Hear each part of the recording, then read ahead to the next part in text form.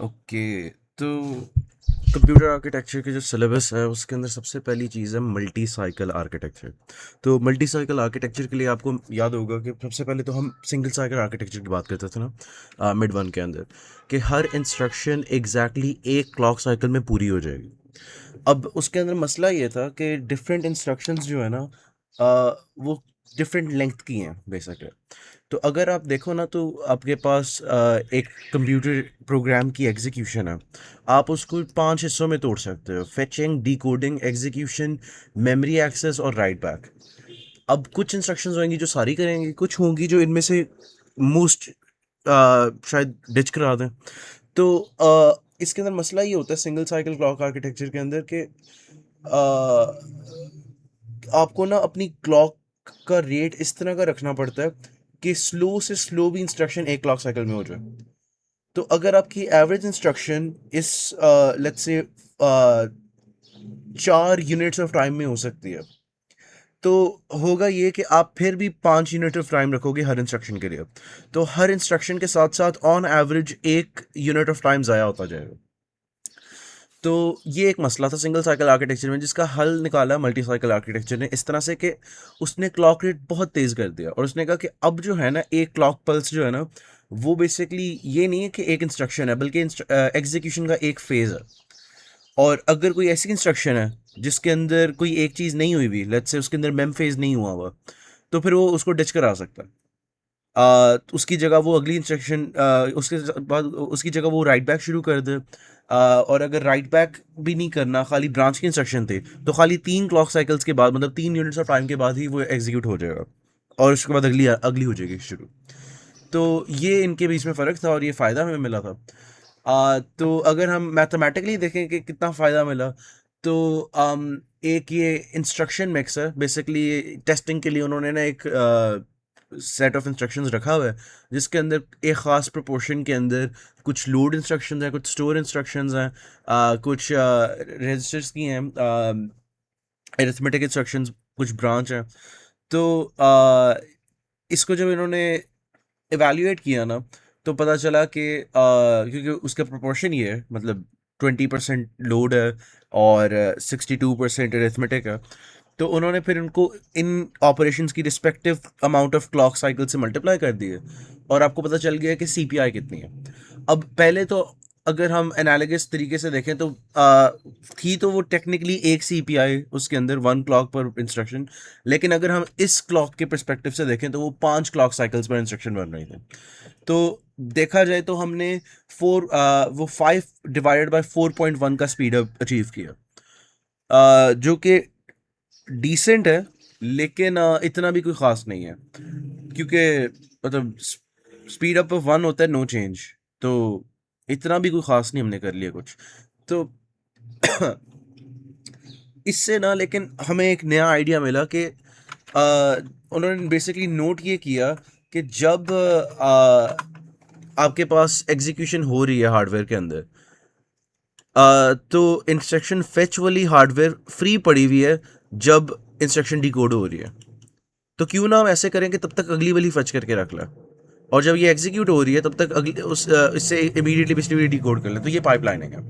अब पाइपलाइनिंग जब हमने की तो इससे बहुत फ़र्क पड़ा आपकी थ्रूपुट के ऊपर, जो कि बेसिकली होती है number of instructions completed per unit time. तो अगर आप एक फील्ड पाइपलाइन की बात करो तो हर क्लॉक साइकिल की टिक के साथ साथ ना आपकी वो एक इंस्ट्रक्शन कंप्लीट हो रही है। उसके बाद अगर हम इसका स्पीड अप एनालिसिस करें तो आप देखोगे कि 4 टाइम्स तेज हो गया। सही है। अब अगर हम इसको देखें कि ये किस तरह से इनेबल की जाती है। अब मसला ये था कि टाइमिंग का कंट्रोल रखना है कि हर क्लॉक साइकिल के बाद जाके वो थोड़ी सी सेपरेशन रहे, कि मतलब इस वक्त कोई एक अगर एग्जीक्यूट हो रही है तो पिछली वाले जो इंस्ट्रक्शन है उसके सिग्नल्स के साथ मिक्स ना हो। तो यहाँ पे हम दरमियान में ना एक दीवार खड़ी कर देते हैं, जो सिर्फ और सिर्फ एक छोटे से मोमेंट इन टाइम के लिए खुलती है। जैसे ही वो क्लॉक पल्स आई है उसके बाद फिर से बंद हो जाती है। तो इससे हम इंश्योर करते हैं आइसोलेशन। तो ये पाइपलाइन रजिस्टर्स होते हैं, तो जो फेजेस हैं उनके जिनके बीच में सेपरेट कर रहे हैं उसके नाम, उसके लिहाज से नाम है इनके। आई डी ई एक्स है, डिकोड और एग्जीक्यूट के दरमियान में वॉल इस तरह से। तो ये बेसिकली बस रजिस्टर्स हैं। तो ये एक वैल्यू स्टोर कर लेते हैं, तो जैसे ही क्लॉक पल्स आती है ये लैच कर लेता है उसकी वैल्यू को। तो जो भी क्लॉक साइकिल के एंड के अंदर इसके ऊपर वैल्यू आ रही है ना, वो अपने अंदर ये स्टोर कर लेता है, क्योंकि लैचेस काम ही इस तरह से करती है, हमने डीएलडी में पढ़ा था। तो और उसके बाद वो वही चीज़ फिर आगे प्रोपेगेट करता जाता है पूरी क्लॉक साइकिल के अंदर। तो इससे ना स्टेबिलिटी आती है, वरना सारे सिग्नल्स मिक्स हो जाएं डिफरेंट इंस्ट्रक्शंस के, और फिर सारा कुछ ख़राब हो जाए और कोई मतलब गार्बेज इंस्ट्रक्शंस चलना शुरू हो जाए। तो अगर हम इसको थोड़ा सा सिम्युलेट करें तो इस तरह से होता है कि इंस्ट्रक्शन मेमोरी जो है आपकी, उसको एक्सेस करते हैं हम प्रोग्राम काउंटर के थ्रू, और वो हमें इंस्ट्रक्शन मेमोरी ना काफ़ी तेज़ होती है। मतलब वो देखा जाए तो लाइक आधी क्लॉक साइकिल के अंदर ही निकाल सकती है। लेकिन हम एक्स्ट्रा टाइम इसलिए देते हैं क्योंकि हमने प्रोग्राम काउंटर कभी कभी ऐड भी करना हो सकता है। कभी कभी अभी हम आगे देखेंगे कि हम वैसे तो एक वजह ये है कि हम स्लोएस्ट फेज के लिहाज से क्लॉकिंग करते हैं। तो जो आपका स्लोएस्ट फेज होगा एएलयू का एग्जीक्यूशन का, या फिर जोन सा भी बन रहा है, उसके लिहाज से आपको ये करना पड़ता है कि कितनी क्लॉक साइकिल्स रखनी है, क्लॉक रेट कितना रखना है। तो इंस्ट्रक्शन मेमोरी जबकि बड़ी जल्दी हो रही है फेच, हम फिर भी उसको थोड़ा ज़्यादा टाइम दे रहे हैं, ताकि बकाया सब हम चाहते हैं कि हर फेज़ को इक्वल टाइम मिले। फिर वो ग्रिड टाइप शेप बन जाती है जिसके साथ हम रिपीटिंग ऑपरेशंस कर पाते हैं। तो जिस तरह से इंस्ट्रक्शन मेमोरी तेज़ है उसी तरह से रजिस्टर्स तेज़ हैं, तो रजिस्टर रीड भी बड़ी जल्दी हो जाता है। लेकिन ऑब्वियसली जो एंड पे क्लॉक साइकिल के वैल्यू पुश हो रही है वो खाली वो देखता है। जब क्लॉक पल्स आएगी तो इस पाइपलाइन रजिस्टर के अंदर लैच होएगी वैल्यू जो क्लॉक के एंड के ऊपर यहाँ पे इन तारों के अंदर है। तो अगर इसके अंदर कोई फ्लक्चुएशन भी आती है थोड़ी देर लाइक वक्ती तौर पे, क्योंकि जब इमीडिएटली चेंज होएगा तो थोड़ी देर के लिए इलेक्ट्रिसिटी है ना इनकन्सिस्टेंट है, तो वो इधर से वैल्यूज़ आएंगी आहिस्ता आहिस्ता इसके अंदर आएंगी। अब वो मक्सेस काम करना शुरू करेंगे और थोड़े से डिले के बाद आपको यहाँ पे मिल जाएगा।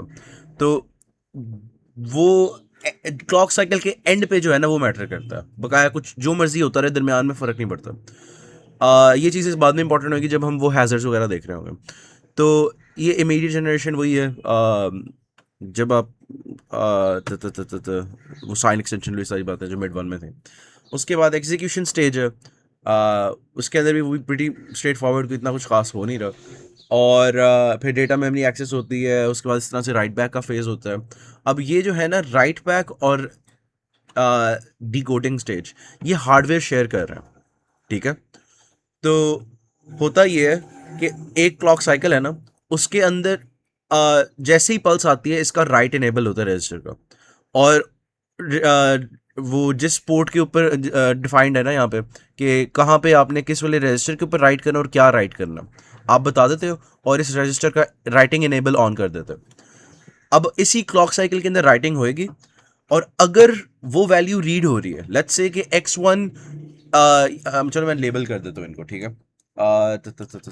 ये लो।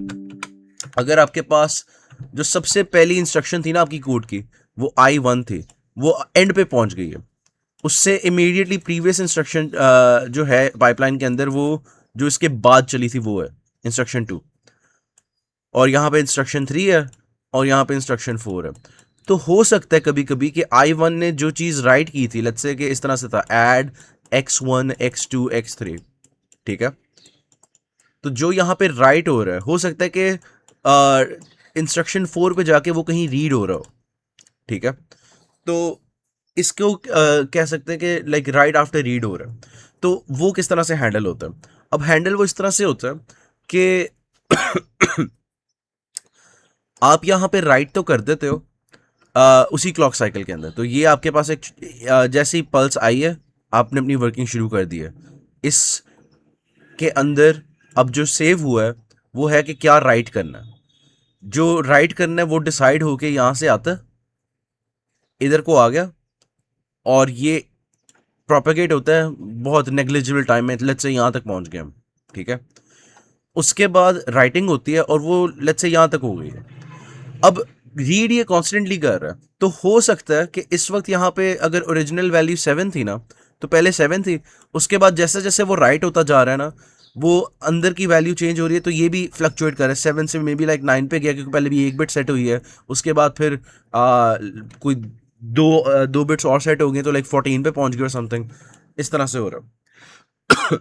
तो ये फ्लक्चुएट कर सकता है एक क्लॉक साइकिल के विद इन, लेकिन जैसे ही अगली क्लॉक आएगी ना, रीड तब होएगा एक्चुअल, क्योंकि लैच तो यहाँ पे सिर्फ तब होगा ना जब क्लॉक साइकिल होगी, तो तार पे दरमियान में जो मर्जी आता रहे, फर्क नहीं पड़ता। तो इस तरह से हम राइट आफ्टर रीड जब देखते हैं ना, तो ये बेसिकली ये हार्डवेयर शेयर कर पाते हैं इफेक्टिवली, तो इसके अंदर मसला नहीं होता, कोई स्ट्रक्चरल हैजर्ड नहीं आते। लेकिन ये इंस्ट्रक्शन और डेटा मेमोरी हमें सेपरेट रखनी पड़ती है, या फिर उसकी पोर्ट्स अलग बनानी पड़ती हैं, क्योंकि उसके अंदर आ सकते हैं मसले। तो अब कंट्रोल पाथ्स की जहाँ तक बात है, कंट्रोल पाथ्स भी जो है वो भी इसी तरह से पाइपलाइन रजिस्टर्स के अंदर प्रोपेगेट हो रहे होते हैं, वही चीज़ आइसोलेशन वाली बात। और जैसे जैसे फेजेस खत्म होते जा रहे हैं, जो कंट्रोल ने जनरेट किए थे सिग्नल्स, वो खाली रेलेवेंट वाले आगे भेज रहा है, जो कंज्यूम हो गया वो आगे नहीं भेज रहा। तो ऑब्वियसली अगर आप ई एक्स कर चुके हो, तो अब आपको आगे प्रोपेगेट करने की ज़रूरत नहीं है कि ए एल यू का ऑप कोड क्या था। तो इस तरह की बात है। अब इसी को थोड़ा एक्सपैंड करके जब देख लें, तो इससे डरना नहीं है, ये बहुत सिंपल डायग्राम है। जो आपने पहले बनाया था ये वही चीज़ है सारी। बस इन्होंने ज़्यादा डिटेल में शो किया हुआ, जिसकी वजह से लग रहा है, लेकिन इसमें चेंज कुछ भी नहीं हुआ, ये वही चीज़ें हैं जो अभी आपने पहले पढ़ी हैं। अब इसमें जो देखने वाली चीज़ें हैं, ये कंट्रोल सिग्नल्स के लेबल्स हैं। तो आप यहाँ पे देखो, सबसे सिंपल जो यहाँ से शुरू करते हैं ए एल यू से। तो ए एल यू का एक ज़ीरो फ्लैग होता है, जो वो आगे प्रोपेगेट होएगा, और वो बेसिकली आपको बताता है कि क्या ब्रांच लेनी है या नहीं लेनी। ठीक है, तो ये जो चीज़ है फिर वो इवेल्युएट होती है इसके कंट्रोल के साथ, जिसने वो इंस्ट्रक्शन पास की थी, और बताएगा कि क्या वो ब्रांच इंस्ट्रक्शन थी भी या नहीं। अगर ब्रांच इंस्ट्रक्शन थी और ब्रांच इक्वल्स रन होके आपको ज़ीरो फ्लैग ऑन हो गया, तो आपने जंप लेनी है। ठीक है, तो फिर ये आप देखो कि एंड गेट जो है, इसकी आउटपुट ऊपर से जा रही है, और ये यहाँ पे पीसी एस आर सी नाम का एक कंट्रोल सिग्नल है, वो यहाँ पे आ रहा है। तो ये बेसिकली एक मक्स है जो बाय डिफ़ॉल्ट वो +4 वाले लूप में लगा रहेगा, लेकिन जब आपने जंप लेनी होगी ना, तो ये आप देख सकते हो कि 1 वाला सिग्नल कहाँ से आ रहा है। अगर हम तार ट्रेस करें, तो आप देखोगे कि ये ऐड सम से आ रहा है, जो कि बेसिकली आपका ब्रांच टारगेट एड्रेस कैलकुलेट हुआ है। तो आप ये बस देख सकते हो कि इनका पर्पस क्या है। तो पीसी सोर्स बेसिकली क्या बताता है कि क्या जंप ली थी या नहीं ली थी। अगर ली थी तो ये ऑन होएगा, और अगर नहीं ली थी तो ये नॉर्मल वर्किंग करता रहेगा, +4 करता रहेगा।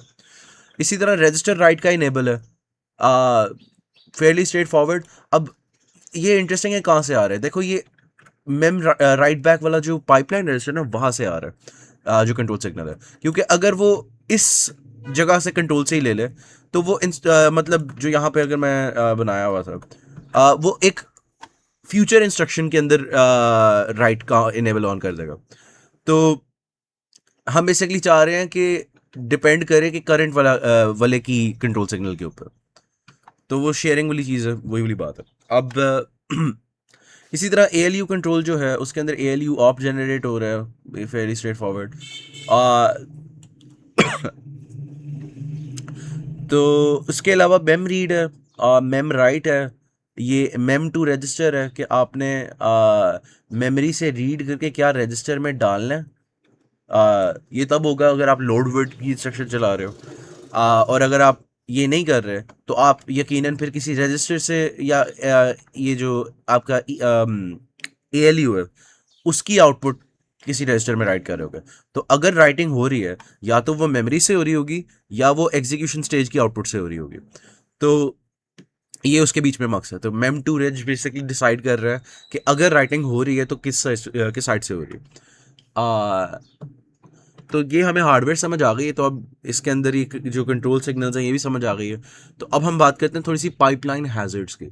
अब पाइपलाइनिंग एक अच्छा आइडिया है, काफ़ी तेज़ काम कर देता है, लेकिन रियलिस्टिकली इसके अंदर कुछ रिसोर्स शेयरिंग के साथ साथ डेटा शेयरिंग के मसले आते हैं। तो सबसे पहले तो रिसोर्स शेयरिंग है ना, स्ट्रक्चरल हैजर्ड्स। उसके अंदर सिर्फ ये आइडिया है कि आपके पास अगर हम ये दो इंस्ट्रक्शन देखें, लोड वर्ड और ऐड की। अब लोड वर्ड ने 5 के 5 फेसेस रन करने हैं, जबकि ऐड ने कोई मेमोरी एक्सेस नहीं करना, उसने बस ऐड करना है दो नंबर्स। तो इसके अंदर होता ये है कि ना ये राइट बैक जो है ना ये एक वक्त में करने की कोशिश कर जाएंगे, तो ये एक स्ट्रक्चरल हैजर्ड है। तो हम इसको हर केस के अंदर अलहदा से देखने की जगह ना अपनी ज़िंदगी आसान करते हैं इस तरह से। हम कहते हैं कि जिस तरह से हम सिंगल साइकिल आर्किटेक्चर के अंदर सबको 5 यूनिट्स ऑफ टाइम दे रहे थे ना, इसके अंदर भी एग्जैक्टली वैसे ही कर रहे हैं हम। तो हम असाइन सबको कर देते हैं चाहे वो यूज़ करें या ना करें। तो इस वक्त मतलब हम कह सकते हैं कि मेमोरी वाले हार्डवेयर ऐड को असाइन हुआ हुआ है लेकिन वो यूज़ नहीं कर रहा। तो अब अगर आप इसको पाइपलाइन रजिस्टर्स के लिहाज से देखो तो ये लिनियरली चल रहा है। इसके अंदर कोई ऐसा नहीं है कि ओ अगर ये छोटी है तो ये वाली स्किप कर जाए, तो इसके अंदर स्किपिंग वाला बिहेवियर है जो हमने मल्टी साइकिल में देखा था। तो ये एक फ़र्क आया। अब ऑब्वियसली इससे थोड़ा सा फ़र्क पड़ सकता है परफॉर्मेंस पे, लेकिन जितना फ़ायदा हमें पाइपलाइनिंग से होता है उसके मतलब मुकाबले में कुछ भी लॉस नहीं है। उसके बाद है डेटा हैजर्ड्स। तो डेटा हैजर्ड्स आपको अब तक तो अंदाज़ा हो ही गया होगा। वो यही है कि अगर आपका आपकी किसी इंस्ट्रक्शन के फ्यूचर इंस्ट्रक्शन के अंदर डेटा प्रीवियस इंस्ट्रक्शन की आउटपुट के ऊपर डिपेंड कर रहा, तो ये आप देख सकते हो कि सब्ट्रैक्शन का रिजल्ट जो है वो बाद में जाके एंड हो रहा है। तो ये तो मुश्किल हो गया ना, क्योंकि रजिस्टर के अंदर राइट इसने काफ़ी बाद में जाके होना और ये अगली इंस्ट्रक्शन में रीड पहले होना। तो उसका एक हल तो ये है कि आप स्टॉल कर दो, मतलब आप सारा कुछ ही डिले कर दो कि जब तक राइट नहीं होता। उसके अलावा एक हल है कि आप फॉरवर्ड कर दो। तो उसके अंदर ये होता है कि अगर आपको पता है कि एग्जीक्यूशन फेज के ऊपर ही जनरेट हो गया इसका आंसर, तो आप उसको साथ ही फॉरवर्ड कर दो जब चाहिए। तो अब आपको कोई स्टॉल साइकिल नहीं डालनी पड़ रही। तो हुआ क्या है, हमने एक अरिथमेटिक ऑपरेशन किया था, उसका रिजल्ट हम अगले अरिथमेटिक ऑपरेशन के अंदर साथ ही उसी क्लॉक साइकिल में अगली क्लॉक साइकिल में यूज़ कर रहे हैं। अभी वो रजिस्टर में राइट हुआ भी नहीं है, हम फिर भी उसको रिप्लेस कर रहे हैं जो डी कोड होके आया उसके साथ। तो ये हमें अप टू डेट वैल्यू दे देगा, जबकि अभी एक्चुअली रजिस्टर के अंदर अपडेट हुई भी नहीं है। तो ये इसका फ़ायदा है कि क्लॉक साइकिल बच जाती है वो एक्स्ट्रा। तो ये फॉरवर्डिंग हो गई। अब डेटा हैजर्ड्स की भी ना टाइप्स हैं। तो डेटा हैजर्ड्स के अंदर जो दो टाइप्स आती हैं वो ई एक्स हैजर्ड और मैम हैजर्ड है। ई एक्स हैजर्ड बेसिकली ये होती है जो अभी आपने देखी है कि एग्जीक्यूशन के ऊपर कुछ प्रोड्यूस हुआ है जो बाद में चाहिए था। अब एक और होती है, उसको कहते हैं मेमोरी हैजर्ड। मेमोरी हैजर्ड जो होती है उसके अंदर जो डेटा प्रोड्यूस हो रहा है ना वो मेमोरी फेज में होता है। ठीक है। तो अगर ये एक लोड वर्ड की इंस्ट्रक्शन होती सब्ट्रैक्शन की जगह, तो एक मसला आ सकता था। मसला क्या था? मसला ये आता कि अब अगर इसके इमीडिएटली अगली इंस्ट्रक्शन जो है ना उसको x2 की वैल्यू चाहिए, तो अब वो फॉरवर्डिंग से भी कोई फायदा नहीं हो रहा, क्योंकि प्रोड्यूस उसने इसी क्लॉक साइकिल के बाद होना। तो अब हमें स्टॉल साइकिल डालनी लाजमी हो गई है। तो बेसिकली हम करना क्या चाह रहे थे, हम चाह रहे थे कि स्टॉल साइकिल सारी ना डालनी पड़े। उसके लिए हमने फॉरवर्डिंग की थी और ये मोस्ट केसेस में चल रहा था। लेकिन एक एज केस है जब लोड वर्ड के बाद इमीडिएटली अगले स्टेप के ऊपर वो इंस्ट्रक्शन जो है वो लोड वर्ड की डेस्टिनेशन को अपना सोर्स बना ले। सिर्फ और सिर्फ तब स्टॉल आती है आपके डेटा हैजर्ड्स के अंदर, वरना नहीं आती कभी भी स्टॉल। तो ये अकलौता केस है जिसके अंदर आपके पास स्टॉल आएगा। तो स्टॉल किस तरह से रिप्रेजेंट होती है, वो बेसिकली ये होता है कि हम उसके कंट्रोल सिग्नल्स को नल आउट कर देते हैं और इंस्ट्रक्शन फेच करते हुए हम ना बेसिकली रीफेच करते हैं। तो आप ये देखो कि एंड यहाँ पे था ना, एंड कट के एक नॉप बन गया और अगली क्लॉक साइकिल में जो फेच हुआ था हमने चेंज कर दिया साथ ही, और हमने कहा कि एंड रीफेच हो गया। और पाइपलाइन बेसिकली इससे इफेक्टिवली होता ही है कि बीच में एक बबल आ जाता है। तो अगर आपके पास हार्डवेयर व्यू होगा ना, ये तो हायर लेवल टाइमलाइन व्यू है। अगर इस तरह से है आपके पाइपलाइन रजिस्टर्स हैं, ये फेच है, ये डिकोड है, ये एग्जीक्यूट है, ये मेमोरी है और ये राइट बैक है। तो होता कुछ यूं है कि आप अगर यूं मेमोरी वाले फेज पे हो और आपके पीछे एग्जीक्यूट वाले को वो चीज चाहिए, तो अब आप ये करोगे कि आप इस वाले के ना कंट्रोल सिग्नल्स को नल कर दोगे ताकि अगली क्लॉक साइकिल में चलो मैं नाम दे देता हूँ इनको, ये I1 है जो लोड इंस्ट्रक्शन थे, और ये I2 है जो लोड इंस्ट्रक्शन की आउटपुट को यूज कर रही है, और आगे पाइपलाइन में I3 वगैरह लगे हुए हैं। ठीक है। अब होगा कुछ यूं कि हम आ, ये चीज जो है, ये जो मसला आ रहा है, पहले मसला समझ लेते हैं, फिर हम इसके बताते हैं कि होता क्या है। फेच, डिकोड, एग्जीक्यूट, मेमोरी और राइट बैक। तो अब मसला यही है ना कि इसने प्रोड्यूस ही यहाँ पे होना है और इसको यहाँ पे चाहिए। तो हम करते ही हैं कि हम इस वाले को बबल आउट कर देते हैं कि ये अब आगे अगर प्रोपेगेट भी होता है ना, मतलब जब अगली क्लॉक साइकिल में ये इंस्ट्रक्शन 2 जो थी वो यहाँ पे आ रही होगी तो वो बबल आउट हो जाती है। मतलब कुछ भी नहीं हो रहा, और इंस्ट्रक्शन 1 अब यहाँ पे आ जाएगी, और यहाँ पे फिर अब क्या होगा, इंस्ट्रक्शन 3 होगी। तो इंस्ट्रक्शन 3 नहीं होगी, यहाँ पे फिर से इंस्ट्रक्शन 2 होगी। तो इसको अचीव करने के लिए ना हमें कुछ एक ट्रिक लगानी पड़ती है। बेसिकली ये है कि अब तो इंस्ट्रक्शन 2 ज़ाया हो गई है, तो हम किस तरह से फिर से उसके डी कोड वाला रिजल्ट इसी के अंदर लैच करवाएं। तो हम ना इसके इस फेज के ऊपर नहीं देखते, हम एक स्टेप पीछे चले जाते हैं, क्योंकि अगर ये सिचुएशन आने वाली है ना, हम डी कोड फेज पे ही बता सकते हैं। तो जब I2 डी कोड हो रही थी ना, हम तब ही बता सकते थे कि यार ये होने वाला है। तो अगर हम पहले ये कर लेना, तो हम उसी क्लॉक साइकिल के अंदर I3 को रिप्लेस कर सकते हैं कि जो फेच हो रही इंस्ट्रक्शन वो I3 ना करो, उसी जगह I2 कर दो। तो अभी हम हार्डवेयर वगैरह के ऊपर देखेंगे, टाइमलाइन डायग्राम्स देखेंगे तो उसके अंदर और क्लियर हो जाएगा, लेकिन बेसिकली हो ही रहा होता। तो रीफेच हो जाता जब भी नॉक होता। अब ये वही बातें हैं कि मतलब जो भी मैंने वर्बली बताई हैं वही चीज़ें हैं सारी। उसके बाद है इसकी हार्डवेयर। अब फॉरवर्डिंग की हार्डवेयर अगर हम खाली देखें, अभी हम कोई डिटेक्शन वगैरह की बात नहीं कर रहे कि किस तरह से होती है, हम सिर्फ और सिर्फ फॉरवर्डिंग की बात कर रहे हैं, तो वो बहुत स्ट्रेट फॉरवर्ड है। फॉरवर्डिंग कैसे हो सकती है, या तो एक फेज आगे से हो सकती है या दो फेज आगे से हो सकती है, क्योंकि एग्जीक्यूशन के आगे हैं ही दो फेजेस। या तो ये सिचुएशन है कि इमीडिएटली अभी एक क्लॉक साइकिल पहले वो रिजल्ट प्रोड्यूस हुआ है, या ये है कि दो साइकिल छोड़ के प्रोड्यूस हुआ था या एक साइकिल छोड़ के प्रोड्यूस हुआ था। तो और अभी राइट होना है इसने, जब इस क्लॉक साइकिल में राइट हो रहा है एक्टिवली, लेकिन जब आपने डिकोड किया था तब राइट नहीं हुआ था। तो यही दो सिचुएशन है ना। तो इसलिए हमने ये दो तारें आगे से ले आए हैं, एक ये वाली तार जो अगर मेमोरी के अंदर से रिजल्ट लाना है तो वहां से ला रही है, और अगर राइट बैक से लाना है तो वहां से ला रही है। अब इसके अंदर थोड़ी सी कंट्रोल लॉजिक लगा होता है जिसकी बेसिस के ऊपर वो डिटेक्ट करके कि फॉरवर्डिंग होनी है या नहीं, इन मकसद को बता देता है कि आपने कौन सी इनपुट यूज़ करनी है। तो अगर ये वाली जो ऊपर वाली तार है, इसके अंदर कोई ऐसा रिजल्ट था, जो इसके अंदर कोई ऐसा रजिस्टर था जिसका रिजल्ट अभी कैलकुलेट होना था, जो यहाँ पे एग्जीक्यूट होके यहाँ पे अब पहुंच गया, तो हम ये मक्स के अंदर ही जो तार आ रही है त, त, त, त, त, त, उसके थ्रू कर लेता। सही है। तो सही है। ठीक है। ये वाली ज़्यादा अच्छी तार है, वैसे ये ज़्यादा क्लियरली नज़र आ रहा है कि आप कहाँ से पहुँच रहे हैं। ठीक है।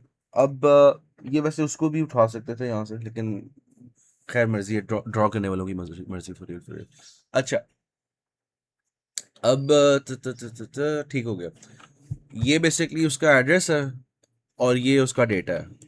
ठीक है, अगर आप कंफ्यूज हो रहे हैं इसमें तो अब इसके अंदर कंट्रोल पाथ्स काफ़ी सिंपल है, वही चीज़ है, कुछ भी चेंज नहीं हुआ। तो अब ये बेसिकली इसकी लॉजिक क्या है, ये चेक कैसे करता है कि फॉरवर्ड कैसे कब होना। तो फॉरवर्ड तब होएगा, बहुत स्ट्रेट फॉरवर्ड है, जब आपकी करंट इंस्ट्रक्शन की डेस्टिनेशन एक फ्यूचर इंस्ट्रक्शन की आ, उल्टा बोल दी, आपकी करंट इंस्ट्रक्शन की सोर्स दूसरे जो आपसे एक क्लॉक साइकिल पहले एग्जीक्यूट होके आगे निकली है इंस्ट्रक्शन, उसकी डेस्टिनेशन के बराबर होगी, तब हम फॉरवर्डिंग करते हैं। तो ये जो फॉरवर्ड ए है 10, तो ये बेसिकली बता रहा है कि ऊपर वाले में फॉरवर्ड कर दो। तो इस तरह से हो गया। तो ये 01 जो है और 10 जो है ये कोड्स हैं। ये बेसिकली बता रहे हैं कि कहाँ से करना है। तो अब ई एक्स हैज़र्ड वो केस है जिसके अंदर आपसे एक फेज आ गया, मैम हैज़र्ड वो है जिसके अंदर आपसे दो फेजेस आ गए। तो जब दो फेजेस आ गए हैं और आपने वो लेना है उसका आंसर, तो तब आपको वो उसके डिफरेंट रजिस्टर्स बस चेंज चेक करने पड़ेंगे, बस ये फ़र्क है। तो ये बस उसकी अब हैज़र्ड डिटेक्शन की बात हो रही है। तो हैज़र्ड डिटेक्शन जो है, फॉरवर्डिंग तो हो गई है ना, अब हैज़र्ड डिटेक्शन के अंदर हम देखते हैं कि क्या डेटा हैज़र्ड आ रही है या नहीं आ रही। ठीक है। अ, तो हम ज़्यादा जो इंटरेस्टेड होते हैं, हम फॉरवर्डिंग वाला केस तो हम हैंडल कर चुके हैं। तो हम उस एक एज केस के अंदर हैं जब वो रीड आफ्टर राइट हो रहा है उसी एक क्लॉक साइकिल वगैरह वाले केस के अंदर। तो उसके लिए हमने सेपरेट हार्डवेयर बना लिया जो स्पेसिफिकली बस उसको देख रही है। अभी ब्रांच हैजर्ड्स भी इसी की रिस्पॉन्सिबिलिटी बन जाएंगी, लेकिन फिलहाल इसकी खाली ये रिस्पॉन्सिबिलिटी है। तो इसकी बड़ी सिंपल लॉजिक है। अगर आप पढ़ो तो ये है कि आई डी ई एक्स वाले पाइपलाइन रजिस्टर के अंदर से मेम रीड का जो है कि अगर मेमोरी रीड करनी है इससे अगली इंस्ट्रक्शन एंड इसकी जो अगली इंस्ट्रक्शन है पाइपलाइन के अंदर, उसकी डेस्टिनेशन करंट की सोर्स है, तो आपको स्टॉल डालना पड़ेगा। तो ये वही बात है जो मैंने शुरू में की थी यहाँ पर। तो ये बस उसको इम्प्लीमेंट करने के लिए वो टेक्निकल तरीके से उन्होंने कोरियन न्यू में लिख दिया बस। ठीक है। आ, तो स्टॉल जाते कैसे हैं, तो ये आप एक मक्स देख सकते हो जिसके अंदर एक ऑप्शन है जीरो की, एक कंट्रोल की है। और इसका जो सिलेक्शन है, वो सिलेक्शन लाइन जो आ रही है वो हैजर्ड डिटेक्शन यूनिट से आ रही है। तो अगर हैजर्ड डिटेक्ट हो जाती है तो वो इस करंट जो ब्लॉक है इसके कंट्रोल सिग्नल जीरो कर देगा, जिससे आगे वाले जब ये आगे प्रोपोगेट होएगा सामने सबको पता चल जाएगा कि ठीक है यार, ये एग्जीक्यूट नहीं करना, ये बस नल आउट हो गया भाई, ये नॉप है, न्यू ऑपरेशन है। तो ये वही बात है। ठीक है। अब कंट्रोल हैजर्ड्स इसके बाद आता है। कंट्रोल हैजर्ड्स जो हैं उसके अंदर ये आइडिया है कि अब अगर आपके पास ब्रांच आ गई है तो ज़रूरी तो नहीं है कि आगे वाले इंस्ट्रक्शंस चलेंगे, लेकिन अगर हम इसी हार्डवेयर के साथ चलते जाएं ये हमेशा आगे वालों को भी एग्जीक्यूट कर देगा। तो ये एक मसला है, क्योंकि हो सकता है कि वो जंप ले ले और आगे चला जाए। तो इस केस के अंदर जंप लेनी थी, जबकि उसने फिर भी सारा कोड ही रन कर दिया, दरमियान वाला भी कर दिया। तो ये कंट्रोल हैजर्ड है। अब कंट्रोल हैजर्ड के जो हल हैं, एक जो हल है डिलेड ब्रांच, वो पुराने वाले रिस्क आर्किटेक्चर्स में था और मिप्स में यूज़ किया जाता है। ये सिर्फ और सिर्फ कंप्लीशन के लिए बताते हैं, लेकिन ये इतना यूज़ नहीं होता। ये इसके अंदर हम ये करते थे कि हम ना कहते थे कि हमने ना एक स्लॉट रिजर्व कर दिया कि जब भी ब्रांच इंस्ट्रक्शन आएगी ना, उसके इमीडिएटली बाद एक ऐसी इंस्ट्रक्शन रन करो जो गारंटीड है कि दोनों सूरतों में रन होनी ही होनी है। तो ये हम रीऑर्गेनाइज वगैरह करके कर लेते थे, रीऑर्डर कर लेते थे इंस्ट्रक्शंस को, और उसके लिहाज से करता था। तो इससे फ़ायदा ये होता था कि हमें गेस नहीं करना पड़ता था, और जब तक हमें पता चलता था कि ब्रांच लेनी है या नहीं लेनी, तब तक हम अप्रोप्रिएट वाली चीज़ फेच कर सकते थे। मतलब ये नहीं है कि हमने ओवर कमिट कर दिया कि अब बकाया सारी चीज़ें आ गई हैं, अब आपको ज़्यादा देर इंतज़ार करना ही पड़ेगा अगर वो फेच करने के लिए। तो इसका जो एक्चुअल सोल्यूशन है, ये तो डिलेड ब्रांच नहीं हो, जो एक्चुअल सोल्यूशन है वो ये है कि you just make a guess. ठीक है। आप बस गेस कर लेते हो कि क्या ये ब्रांच इंस्ट्रक्शन ली जाएगी या नहीं ली जाएगी। तो इसको अगर हम ये कह दें कि मैं हमेशा कहूंगा कि ली जाएगी, मेरा हमेशा गैस ही होगा, या मैं हमेशा गैस कर लूं कि नहीं ली जाएगी, तो ये एक स्टैटिक प्रिडिक्शन टेक्निक है। ठीक है। तो स्टैटिक प्रिडिक्शन जो सबसे आसान है, उसके अंदर आपको लिटरली कुछ चेंज नहीं करना। आपकी जो करंट हार्डवेयर है वो बेसिकली स्टैटिक प्रिडिक्शन की तरह ही काम कर रही है कि वो हमेशा अज्यूम करिए कि ब्रांच नहीं ली जाएगी, है ना। अब बस आपको एक चीज़ ऐड करनी पड़ेगी कि अगर आप गलत थे ना, आपको डिटेक्ट करना पड़ेगा, और आपको ना वो जो आपने इस प्रिजम्पशन के अंदर इंस्ट्रक्शंस फेच करके डिकोड कर छोड़ी हैं, उन सबको नल आउट करना पड़ेगा, उनको नो ऑपरेशन बनाना पड़ेगा। तो ये था अगर हम अस्यूम करें कि नॉट टेकन है। लेट्स से हम अस्यूम करें कि टेकन है। तो जब टेकन की असम्पशन है ना हमारे, तो हमें दो तीन चीज़ें चाहिए। हमें सबसे पहले ना पता होना चाहिए कि ब्रांच टारगेट एड्रेस क्या है। तो वो बेसिकली पीसी प्लस जो इंस्ट्रक्शन के अंदर इमीडिएट है, हमें ये कैलकुलेट करना होगा। और हमें ये अपने जो मक्स लगा हुआ जो प्रोग्राम काउंटर के साथ, ये पीसी क्या वो एएलयू वाली शर्ट है, जो +4 करके दे रही है, और ये प्रोग्राम काउंटर है, और ये उसका मक्स है, और ये आगे इंस्ट्रक्शन मेमोरी लगेगा। तो हमें बेसिकली करना ये होगा कि हमें इस मक्स के में से सिलेक्ट ये वाला करना होगा इस तार में से, कि ये जो ऊपर से मैं भेज रहा हूँ ना सिग्नल, कैलकुलेट करके आपके लिए एक और एडिशन यूनिट है, ये तो +4 वाला है ना, जो पीसी को बस रिकर्सिवली +4 करी जा रहा है। तो आ, वो सिलेक्ट कर लेगा ये वाली लाइन, और फिर वो इधर आएगी। अब इसका आप इनेबल ऑन करोगे ताकि इंस्ट्रक्शन मेमोरी को जो रिक्वेस्ट जा रही है, अब रिक्वेस्ट चेंज हो जाए, और आपकी होप ये होगी कि एक ही क्लॉक साइकिल के अंदर ये सारा कुछ हो जाए। और ये फेच भी, मतलब क्लॉक साइकिल के, अगर ये क्लॉक साइकिल है ना, टाइमलाइन बनाते हैं थोड़ी सी, तो सबसे पहले इतनी देर तक जो है ना, आपको ब्रांच टारगेट एड्रेस मिल जाए, इतनी देर तक आप अपने वो उसके अंदर लोड कर लो प्रोग्राम काउंटर के अंदर, और ये जो बकाया आधी क्लॉक क्लॉक साइकिल है, इसके अंदर आपका नया वाला जो आपने नई रिक्वेस्ट भेजी है इंस्ट्रक्शन मेमोरी को, वो उसके अकॉर्डिंग चीज फेच करके ले आए। तो हम इस तरह से बिना एक एक्स्ट्रा क्लॉक साइकिल डाले अज्यूम कर सकते हैं कि ब्रांच हमेशा ली जाएगी, लेकिन इसके अंदर आपको डिकोड स्टेज के अंदर ये वाला काम करना पड़ेगा कि आप इमीडिएट के अंदर आप कोई कंट्रोल सिग्नल्स भेज रहे हो कि यार आपने ये इमीडिएट लो, और साथ अपने प्रोग्राम काउंटर के अंदर ऐड करो, और ये जंप ले लो, इस तरह से करो, सारा मैनेज करना पड़ेगा डिकोड स्टेज में। तो ये है कि टेकन और नॉट टेकन। अब हम यूजुअली इस तरह से नहीं करते कि खाली एक डिसाइड कर लिए, हम इनके बीच में ऑल्टरनेट करते हैं हिस्ट्री की बेसिस के ऊपर। तो अच्छा, उससे पहले ये है कि अगर आप गलत हो, ये किसी जोन सा मर्जी हो उसके ऊपर अप्लाई करता है। अगर आप गलत हो ना, आपको 2 क्लॉक साइकिल्स की पेनल्टी पड़ती है आमतौर पर, क्योंकि आपको बेसिकली पता ये कब चलता है कि ब्रांच एग्जीक्यूट करनी थी या नहीं करनी थी, EX स्टेज के ऊपर।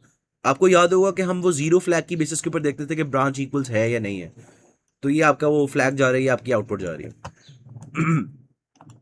और ये आपका डिकोड हो गया, ये आपका फैच हो गया, सही है।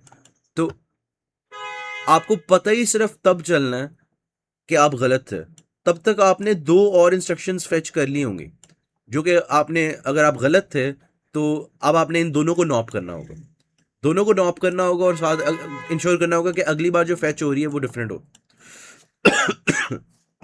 तो इससे ये होता है कि 2 बबल्स आ जाते हैं, 2 स्टॉल साइकिल्स आ जाते हैं। तो इसका एक हल ये है कि हम एक्स्ट्रा हार्डवेयर डाल दें डिकोड वाले फेज के अंदर, जिसका सिर्फ और सिर्फ काम हो ब्रांच को वेरीफाई करना कि क्या जंप ली जाएगी या नहीं ली जाएगी। तो इससे फायदा ये होता है कि अगर आपकी प्रिडिक्शन गलत थी, और मेमोरी के अंदर इस वक्त आपने टेकन वाला फेच कर रहे हो, लेकिन असल में नॉट टेकन था, तो आप इस साइकिल के दौरान ही देख लो, और आप इस वाले को नॉब बना दो, और प्रोग्राम काउंटर में वैल्यू डाल दो कि यार अगली बार आपने ये वाला करना। ठीक है, तो इससे सिर्फ एक क्लॉक साइकिल जाया होती है। तो डिपेंड ये करता है कि ब्रांच रेजोल्यूशन कब हो रही है। तो अगर ब्रांच रेजोल्यूशन EX स्टेज पे हो रही है तो 2 क्लॉक साइकिल्स की पेनल्टी होगी, और अगर ID स्टेज पे हो रही है तो आपकी एक क्लॉक साइकिल लगेगी। तो हम बात कर रहे थे प्रिडिक्शन की। अब प्रिडिक्शन जो है हमारी, स्टैटिक तो हम यूजुअली करते नहीं है, हम डायनामिक करते हैं। तो एक अप्रोच है 1 बिट काउंटर वाले, काउंटर तो नहीं, हाँ कह लो 1 बिट ब्रांच प्रिडिक्शन या ब्रांच हिस्ट्री टेबल, जो मर्जी कहना कह लो। हम करते ही हैं कि हमारी जो इंस्ट्रक्शंस है ना, उनके ऑब्वियसली कुछ एड्रेसेस होते हैं।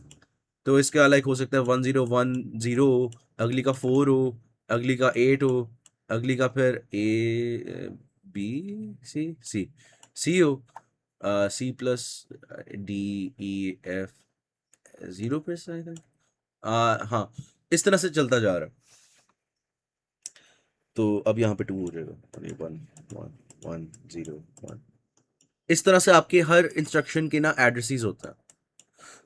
हम ये करेंगे कि हम अपनी इंस्ट्रक्शन, इसकी ये तो मैंने हेक्स में लिख रहा है, लेकिन एक्चुअली बाइनरी में लिखे होंगे इस तरह से करके। और ये सारे लाइक अगली बार ये वाला ऑफ होगा, ये वाला ऑन होगा, ये सारे ज़ीरो होते हैं, क्योंकि 4 4 के इंक्रीमेंट के साथ आप जा रहे होते हैं यूजुअली, क्योंकि इंस्ट्रक्शन का साइज 4 बाइट्स का होता है। तो यूँ हो जाएगा। तो अगली बार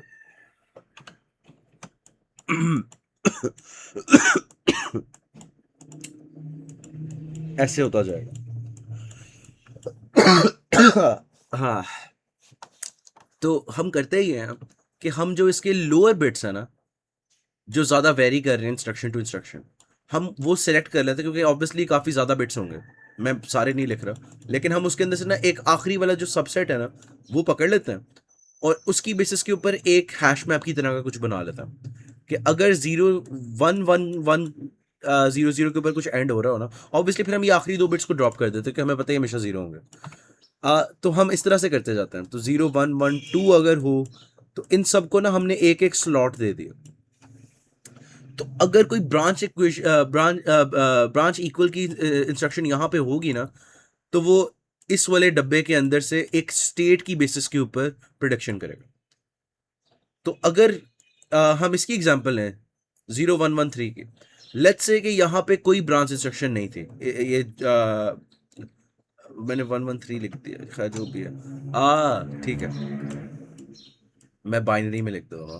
तो ये 0 1 हो गया, ये 0 0 हो गया।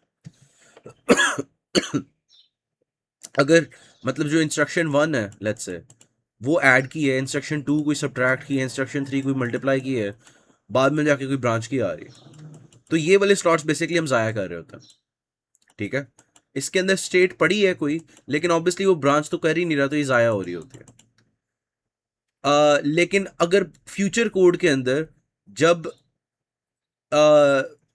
ये लोअर बिट्स रिपीट होना शुरू हो जाए, मतलब अगर हम इसके अंदर एग्जांपल है ना, तो आफ्टर दिस कुछ बिट्स रिपीट होना शुरू हो जाएंगे जो पहले आ चुके होंगे, मतलब ये 0 0 से अगर शुरू हुआ था, तो ऑब्वियसली हम तो देख ही इतना हिस्सा रहे हैं। तो तब फिर ये वाली स्टेट यूज हो सकती है। तो हमने इसलिए ना डब्बे हमेशा छोड़े होते हैं। तो ये हार्डवेयर लेवल डिटेल है कि आपने कितने डब्बे छोड़ना है। अब आपने डिसाइड कर लिया कि आपके पास इस तरह से एक टेबल बना हुआ है जिसको कहते हैं ब्रांच हिस्ट्री टेबल, जिसके अंदर कोई स्टेट पड़ी हुई है। अगर इसके अंदर 0 पड़ा हुआ है ना, तो इसका मतलब है कि लास्ट टाइम जो आपने ली थी ना ब्रांच, तो आपने लास्ट टाइम स्किप की थी, तो आप ये अस्यूम करोगे कि जो लास्ट टाइम हुआ था वही होगा फिर से। तो आप अपनी प्रिडिक्शन इस नंबर की बेसिस पे करोगे। तो ये है आपका 1 बिट ब्रांच प्रिडिक्शन टेबल।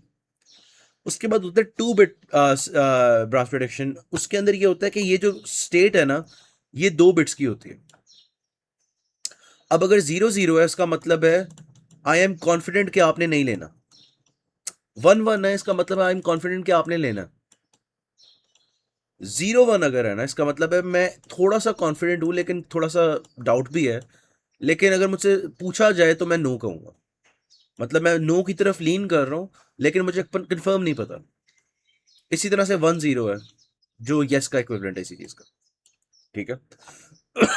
तो उनके बीच में स्टेट ट्रांजिशंस काफी स्ट्रेट फॉरवर्ड है, आपने पहले भी देखी होंगी। एक बार पॉज करके देख लो अगर देखनी है। अब हमें जो आया था क्विज, वो इसके ऊपर और कोरिलेटिंग प्रेडिक्टर्स के ऊपर आया था। टूर्नामेंट तो मेरा ख्याल है बहुत ही कम सेक्शंस के अंदर डिटेल में डिस्कस हो रहे हैं, तो वो मिस ही करो। तो ये हमारी अच्छा, असाइनमेंट से पहले क्विज, टेक होम क्विज हुआ था हमारा ऑनलाइन। तो उसके अंदर ये था कि हमें दो ब्रांच स्टेटमेंट्स हैं, उनकी आउटकम्स बताई नहीं है, और उनकी इनिशियल स्टेट उन्होंने बताई हुई है कि अच्छा, उन्होंने बेसिकली कहा पहले स्टैटिक प्रेडिक्टर से करो कि एक्चुअल उन्होंने दी हुई है कि ये true true not taken taken taken not taken taken taken, यहाँ पे जो है ये पहली वाली ब्रांच स्टेटमेंट के लिए उन्होंने डेटा दिया हुआ है। अब ऑब्वियसली अगर आप स्टैटिक प्रेडिक्शन कर रहे हो, आपकी हमेशा प्रेडिक्शन होगी नो, या फिर हमेशा प्रेडिक्शन होगी टेकन। तो उन्होंने कहा हुआ था कि आपने नॉट टेकन अस्यूम करना स्टैटिक के अंदर, और उसके अंदर आपने हिट रेट देखना कितना है। तो तुक्के से 2 बार आप सही थे, तो आपकी एक्यूरेसी है 2/8। ठीक है, इसी तरह से दूसरी ब्रांच इक्वेशन, वो ब्रांच स्टेटमेंट के लिए भी इसी तरह से कर लोगे। तो ये स्टैटिक प्रेडिक्शन थे। लेकिन अगर आप 1 बिट प्रेडिक्टर के अंदर देखो, तो 1 बिट प्रेडिक्टर जो है उसके अंदर हम हमारे पास कोई स्टेट पड़ी होगी। तो आपके पास जब ब्रांच 1 के लिए पहली बार इटरेशन आएगी ना, आप अपनी स्टेट देखोगे और उसकी बेसिस के ऊपर एक प्रिडिक्शन दोगे। 1 थी इसलिए हमने ट्रू टेकन कह दिया, कोइंसिडेंटली ये सही था। एक्चुअल के साथ मैच करता है, तो अब हम अपनी स्टेट नहीं चेंज कर रहे। इसी तरह से फिर से होता है। अब होगा ये कि अगली बार आपकी स्टेट 1 है, तो आप प्रिडिक्ट करोगे ट्रू, लेकिन एक्चुअली होता है नॉट टेकन एवेल्यूएट होने के बाद।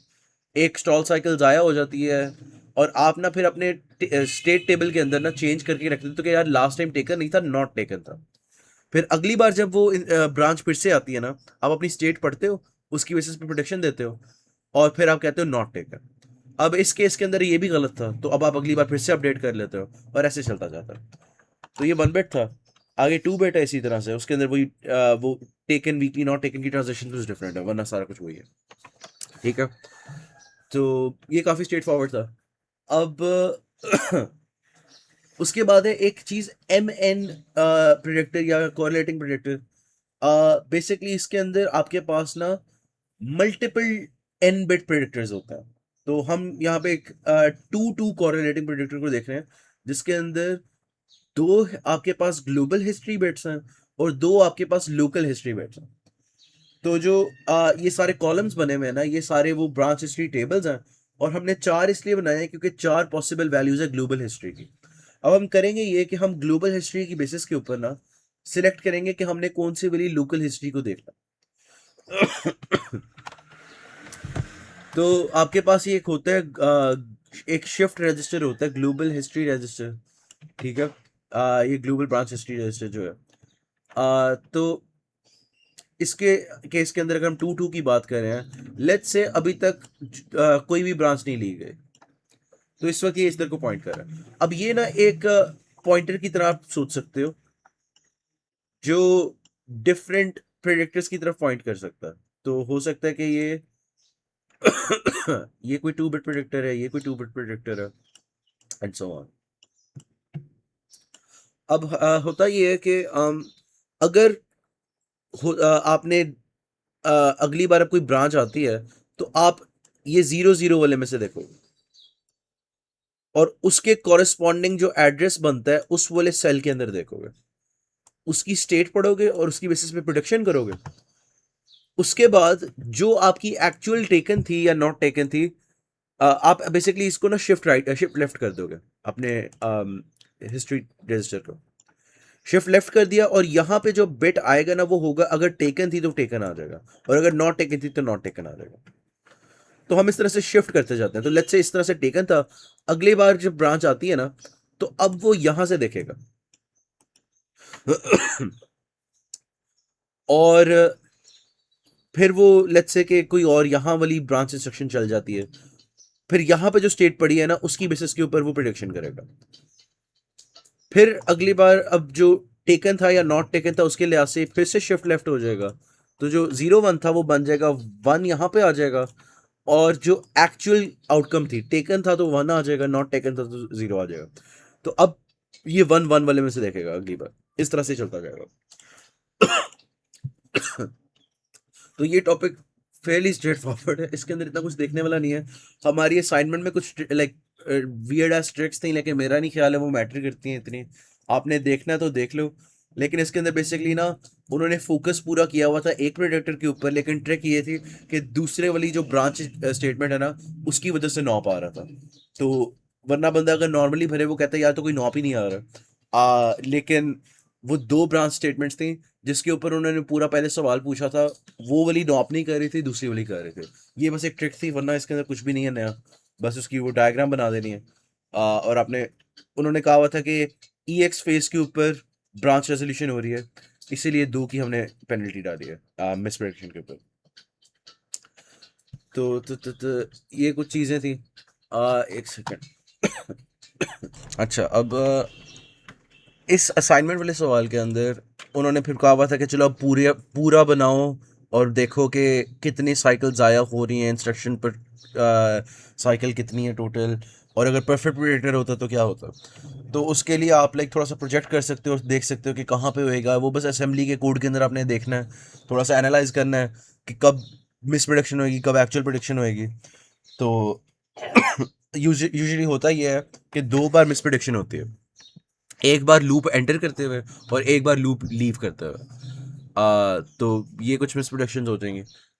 तो इस तरह से है। अब मैंने उसी चीज़ को बस थोड़ा सा फॉर्मली लिख दिया ताकि मुझे वो पूरा इतना लंबा कागज़ पे ना बनाना पड़े। ये तो मैंने पेंट पे किया था ना दोस्तों के साथ। ये जो है वो मेरी असाइनमेंट की सबमिशन के लिए था, तो उसको आप इस तरह से मैथमेटिकली भी एक्सप्रेस कर सकते हो। मर्जी है आपकी। तो ये मैंने वही चीज़ बस बताई हुई है कि फिफ्थ जब आई इक्वल्स 5 होगा तो ये वाली चीज़ें हो रही होंगी, जब 4 3 और 2 होगा तो ये वाली हो रही होगी। 5 के ऊपर मिस प्रोडिक्शन हो रही है और 1 के ऊपर मिस प्रोडिक्शन हो रही है, तो ये एमपी जो है। और उसके बेसिस के ऊपर भी जो पेनल्टी पड़ रही है वो बस 2 क्लॉक साइकिल्स ऐड हो गए हैं। तो इसी तरह से फिर आप उसकी बेसिस के ऊपर वो भी निकाल सकते हो, इंस्ट्रक्शन काउंट, और फिर आप वो आईपीसी निकाल लो। परफेक्ट प्रेडिक्टर के अंदर आप बस वो 2 एमपी माइनस कर दो, और बस इतना ही है, इसमें कुछ इतना है नहीं। तो वो बस यही है कि कोड समझना पड़ेगा, मतलब ये तो इतना फ़ायदा नहीं है इसका। लेकिन काफ़ी लोग कहते हैं यार भाई जी की असाइनमेंट सारी देखने को कह रहे हैं जी, मैम सबा ने कह दी, फलाने ने कह दिया कि बस जी की असाइनमेंट देख लो। तो इसके अंदर कुछ था नहीं इतना, बस आपको असेंबली पढ़नी पड़नी थी गौर से, और देखना पड़ना था कि स्टेट क्या होगी वगैरह, बस ये प्रेडिक्टर्स वाली चीज़ें। ब्रांच टारगेट बफर है। ब्रांच टारगेट बफर एक आइडिया है जिसके अंदर आप बेसिकली ना उसी तरह से लोअर बिट्स के लिए एक हैश मैप बना लेते हो, और आप बताते हो कि what is the predicted value के प्रोग्राम काउंटर की का क्या होगा, तो आप और ज़्यादा जल्दी फेच कर लेते हो। तो हम पहले तो मतलब बड़े नैरो मार्जिन में काम कर रहे थे ना, तो वो कभी कभी ख़राब भी हो सकता है। ये वाला जो मैं कह रहा था कि इस क्लॉक साइकिल के अंदर ही हमने सारा कुछ करना है वगैरह। वैसे वो ऑब्वियसली मुझे ये बनाना चाहिए था, मैं पता नहीं क्यों हमेशा ये बना देता हूँ। अच्छा, राइजिंग एज फॉलिंग एज वाली चीज़ है। तो खैर, ये इतना मैटर नहीं करता मिस करो, ठीक है, लेकिन इसके अंदर यही है कि वो फेच करने में पहले एक बार कैश से देख रहा है, बस यही है, कैश की तरह काम कर रहे हैं। तो उसके बाद टॉपिक है एक्सेप्शंस का। ये पाइपलाइन हैज़र्ड क्लियर हो गए हैं हमारी। तो अब अगर हम देखें एक बार फिर से ये सारी पाइपलाइन हैज़र्ड्स को समराइज कर लें आगे जाने से पहले। स्ट्रक्चरल हैज़र्ड्स हमने इस तरह से हल की थी कि हमने सबको इक्वल अमाउंट ऑफ टाइम दे दिया था। ये वाला मसला फिर कभी भी नहीं होगा इसके अंदर, क्योंकि हमने सबको अलाइन इस तरह से कर दिया था एक्चुअली। लेकिन फिर भी हो सकता है, मैंने पहले ये कहा था कि नहीं होगा, लेकिन जब आप स्टॉल डाल देते हो ना तो उसके बाद हो सकता है, ठीक है। वेट नहीं, स्टॉल के बाद भी नहीं होगा, आई थिंक। हाँ, स्टॉल के बाद भी नहीं होगा, वो दूसरे वाले आर्किटेक्चर के अंदर होगा। तो इसके अंदर हमने स्ट्रक्चर हैजर्ड्स हल कर लिए हैं, हमने डेटा हैजर्ड्स हल कर लिए हैं, हमने सारे केसेस भी समझ लिए हैं, और हमने ब्रांच हैजर्ड्स को भी हैंडल करना देख लिया। ये हमारी हो गई सिंपल वाला जो हमारा अरिथमेटिक ओनली ऑपरेशंस वाला जो था रिस्क वाइव आर्किटेक्चर, उसके अंदर हमने ये चीज़ें देखी हैं। अब कुछ और चीज़ें हम थोड़ा आहिस्ता आहिस्ता इन चीज़ों से बाहर निकलना शुरू होते हैं और रियल प्रोसेसेस की तरफ हम जाना शुरू होते हैं। तो रियल प्रोसेसेस के अंदर आपके पास एक्सेप्शंस आ जाते हैं। कभी कभी आपके पास कोई हार्डवेयर फेलियर आ जाता है, कभी कुछ आ जाता है, कभी डिवीजन बाय ज़ीरो हो जाती है, इस तरह की चीज़ें हो जाती हैं। तो उनके लिए आपको एक्सेप्शंस बनानी पड़ती हैं।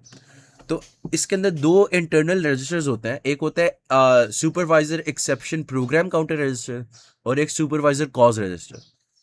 तो एस कॉज के अंदर वो कॉज पड़ी होगी, उसका कोई एरर नंबर होगा, ठीक है, कि डिवीजन बाय जीरो का कोई होगा, कोई 07 मतलब 011 में भी कुछ भी हो सकता है। और एस ई पी सी के अंदर होगा किस पॉइंट के ऊपर ये आया था एरर। तो फिर जब आप वो एस कॉज देखते हो ना, उसकी बेसिस के ऊपर आप कॉज देते हो, और इंटरप्ट वेक्टर टेबल जैसे हमने कोल के अंदर किया था, कि उसके अंदर हम आईवीटी के ऊपर हुक कर लेते थे कि ये एक्सेप्शन आएगी तो क्या करेंगे। ये वही चीज़ है। तो हम बेसिकली एक रूटीन चलाते हैं, ये बेसिकली एक सेगमेंट ऑफ कोड की तरफ पॉइंट कर रहा होता है, टेबल हर कॉज के लिए, मतलब एक रूटीन चला देता है कि अगर डिवीजन बाय जीरो होगी तो उसको हैंडल करने के लिए क्या कोड चलाना है, वो एग्जीक्यूट करता है, फिर उसके बाद वापस एस ई पी सी को पीसी बना लेता है। तो इस तरह से ही चलता जाता है।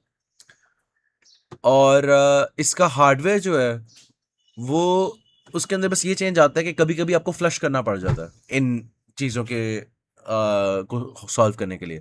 तो ये बस इसके अंदर फ्लश के लिए कुछ चीज़ें आ गई हैं, और ये वैसे भी हमें चाहिए ही थी नॉब्स वगैरह के लिए, तो ये इसलिए भी हेल्पफुल है।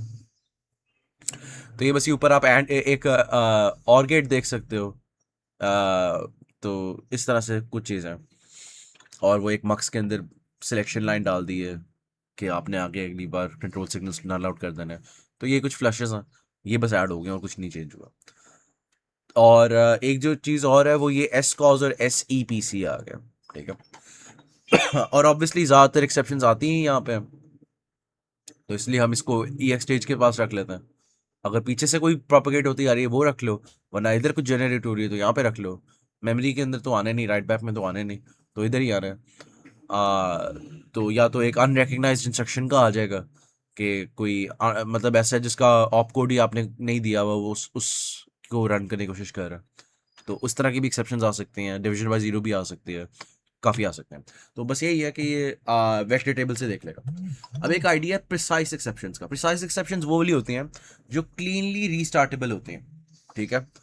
तो जो अरिथमेटिक वाले जो हमने अभी देख रहे थे, जो सिंप्लीफाइड प्रोसेसेस थे, उसके अंदर तो कोई मसला नहीं होगा इस तरह का, ये हमेशा ही प्रिसाइज होंगे। लेकिन अभी हम आगे देखने वाले इम्प्रिसाइज भी होंगे। ठीक है। तो ये बस दिमाग में रखना। और यही है कि अगर मल्टीपल एक्सेप्शंस आ जाए तो फिर ओल्डर इंस्ट्रक्शंस को प्रायोरिटी दी जाती है।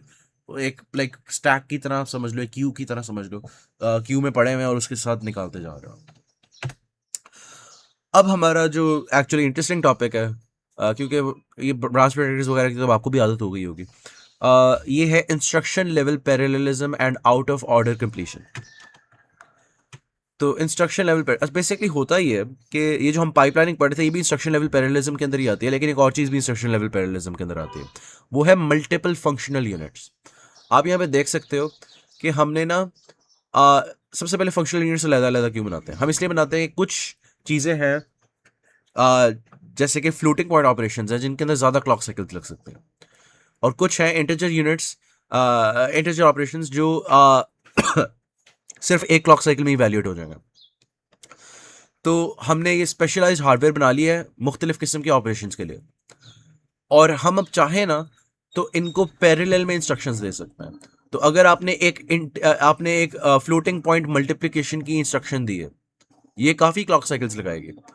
आप तब तक अगली क्लॉक साइकिल में डिकोड करके एक और चीज़ एग्जीक्यूशन पे लगा दो, वो इंटीजर यूनिट को दे दो। तो ये भी इंस्ट्रक्शन लेवल पैरेललिज्म। तो जो मॉडर्न सारे प्रोसेसर्स हैं उन सब के अंदर मल्टीपल फंक्शनल यूनिट्स होते हैं, तो ये चीज़ें हो रही होती है। अब इसके अंदर होता ये कि आउट ऑफ ऑर्डर कंप्लीशन होना शुरू हो जाती है। आउट ऑफ ऑर्डर कंप्लीशन कैसे होती है? वो ऐसे होती है कि multiply let's say 3 clock cycles ले रहा है, इंटीजर कम ले रहा है, तो अब जो हमारे पास पहले सारी प्रिजम्पशंस थी ना वो सारी फेल होना शुरू हो जाती हैं। तो अब रीड आफ्टर राइट जो अभी हम डेटा हैजर्ड देख रहे थे वो तो है, लेकिन और भी कुछ डेटा हैजर्ड्स आ जाती हैं। एक आती है राइट आफ्टर राइट और एक आती है राइट आफ्टर रीड।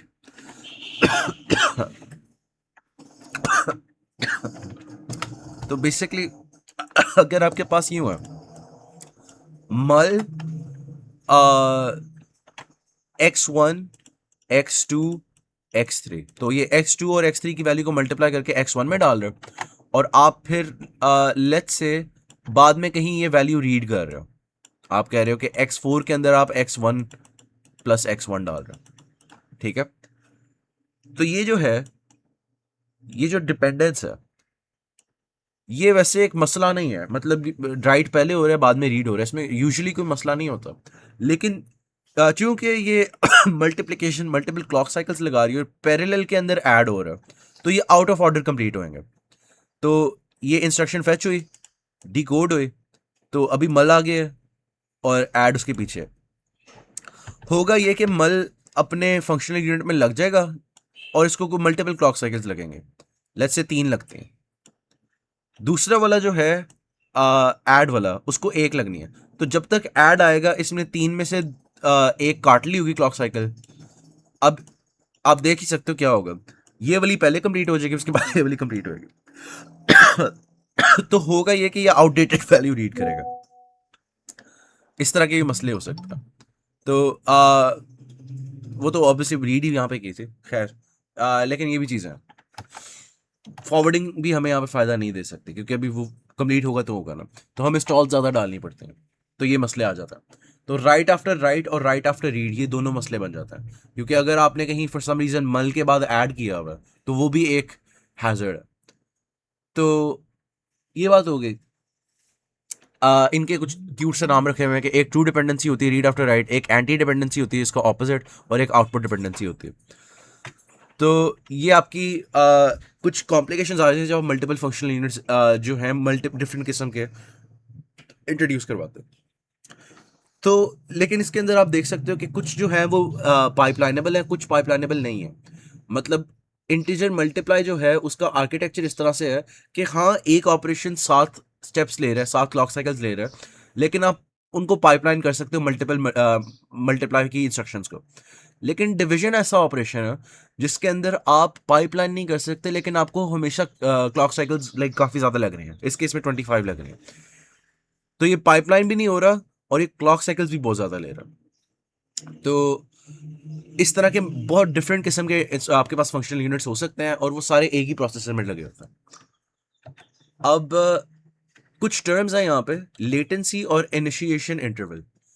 लेटेंसी जो होती है वो होती है कि आपको अगर कोई डेटा आपने प्रोड्यूस करवा के कंज्यूम करना, तो आपको कितनी minimum number of stall cycles डालनी पड़ेंगे। मतलब अगर आपने इंस्ट्रक्शन 1 के बाद इंस्ट्रक्शन 2 के अंदर कंज्यूम करना, तो आपको कितनी बीच में एक्स्ट्रा साइकिल्स चाहिए, वो लेटेंसी होती है। तो अभी जो हम पहले देख रहे थे उनके लेटेंसी 0 थे, क्योंकि हम फॉरवर्डिंग कर सकते थे, इजीली हो जाता था, तो हमें कोई वेट नहीं करना पड़ा था। वर्स्ट केस में कभी कभी लेटेंसी 1 हो जाती थी, जब वो एक बार एक्स्ट्रा नॉप करना पड़ा था। इनके अंदर थोड़ा डिफरेंट सीन है। इनके अंदर आपको प्रोड्यूस करने में बहुत ज़्यादा टाइम लग रहा है, तो प्रोडक्शन टाइम को भी आपको देखना पड़ेगा। तो उसके लिहाज से इन्होंने यहाँ पे डाला है। तो अगर आप फॉरवर्डिंग कर भी रहे हो तब भी आपको प्रोडक्शन टाइम के लिहाज से इसको स्केल करना पड़ेगा। आगे initiation interval. Initiation interval basically होता है कि आपके पास जो लेट्स से ये मल्टीप्लाई का केस है, इसके अंदर अगर एक और मल्टीप्लाई की इंस्ट्रक्शन आनी है उसको वेट नहीं करना पड़ेगा, क्योंकि ये पहले का पाइपलाइन फ्रेंडली है कि मल्टीपल मल्टीप्लाई की इंस्ट्रक्शंस को भी केटर कर सकता है। जबकि इंटीजर डिवाइडर है वो उसके अंदर आपको पहले इंतजार करना पड़ेगा पूरी इंस्ट्रक्शन खत्म होने का। तो इसीलिए इनका जो डिफरेंस है ना वो इनिशिएशन इंटरवल का। तो इस तरह से ये होता। अब ये बात हो गई। अब इम्प्रिसाइज एक्सेप्शंस की मैं बात कर रहा था, तो इम्प्रिसाइज एक्सेप्शंस यहाँ पे आती हैं। होता ये है कि अगर आपके पास कोई डिवीजन की इंस्ट्रक्शन थी, बड़ी लंबी थी, और वो भी लेट्स से फ्लोटिंग पॉइंट, तो वो काफ़ी ज़्यादा क्लॉक साइकिल्स लेगा। और अगर आप उसके बाद एडिशन कर रहे हो वो कम क्लॉक साइकिल्स लेगा। तो आउट ऑफ ऑर्डर कंप्लीशन हो रही होगी ना, इसलिए ऐड पहले हो जाएगा। अब लेट्स से सब्ट्रैक्शन रन होने वाली है और उसके अंदर ना कोई एक्सेप्शन आ जाती है। अगर वो एक्सेप्शन आ जाती है तो अब डिवीजन कंप्लीट नहीं हुई, लेकिन ऐड हो गई हुई है। तो आउट ऑफ ऑर्डर कंप्लीशन की वजह से हम एक ऐसी स्टेट पे आ गए हैं कि अब अगर मैं वो खाली अपने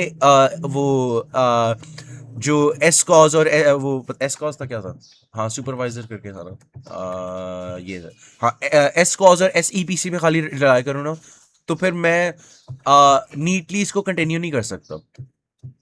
तो ये एक मसला आ जाता है इसमें। तो इसके लिए आपको काफ़ी ऑप्टिमाइजेशन खुद करनी पड़ती हैं, देखना पड़ता है। लेकिन इसकी डिटेल्स हमारे कोर्स से बाहर है, बस हमें ये पता होना चाहिए कि होती क्या। अब एक और चीज़ मसला आ जाता है इसके अंदर डेटा हैजर्ड्स के हवाले से, मेमोरी एम्बिग्यूटी प्रॉब्लम। अगर एक ही रैम के अंदर, आप अब रजिस्टर्स के अंदर बात नहीं हो रही, रैम के अंदर बात हो रही है। रैम के अंदर आपके पास एक ही बाइट को एड्रेस करने के मल्टीपल तरीके हैं, राइट। तो ये एक एग्जांपल दी हुई है जिसका x4 की वैल्यू 20 है और आप उसको 100 के ऑफसेट के साथ कॉल कर रहे हो, और यहाँ पे एक है जिसके अंदर x6 की वैल्यू 100 है और आप उसको 20 के ऑफसेट से कर रहे हो। तो हार्डवेयर के लिए ये पता करना बड़ा मुश्किल हो जाता है कि ये मतलब ऑब्वियसली बाद में तो पता चल ही जाएगा, लेकिन पहले पता करना मुश्किल हो जाता है कि क्या इसके अंदर ये दो सेम मेमोरी एड्रेसेस के बारे में बात हो रही है, डिफरेंट के बारे में बात हो रही है। तो ये भी एक मसला आ जाता है। तो जब भी हम ये फंक्शनल यूनिट्स ऐड करते हैं कॉम्प्लिकेशन बड़ी ज़्यादा आ जाता है, लेकिन हमें फ़ायदा भी बहुत ज़्यादा होता है। अब एक और जो लेकिन मसला है वो है नेम डिपेंडेंसीज। नेम डिपेंडेंसीज ये है कि आपके पास काफ़ी बार ऐसे होता है कि अगर कोई चीज़ कॉमन भी है ना, इतना फ़र्क नहीं पड़ता। मतलब यहाँ पे उसने कोई काम करना था, वो कर लिया। उसके बाद वो कह रहा है चलो यार x2 की अब मुझे जरूरत नहीं, मैं x2 को एक टेम्पररी रजिस्टर के लिए अब किसी और काम के लिए यूज कर लेता हूँ। तो यहाँ पे x2 कॉमन तो है, ये देख के लगता है कि एक राइट आफ्टर रीड एक्सेप्शन आने वाली है।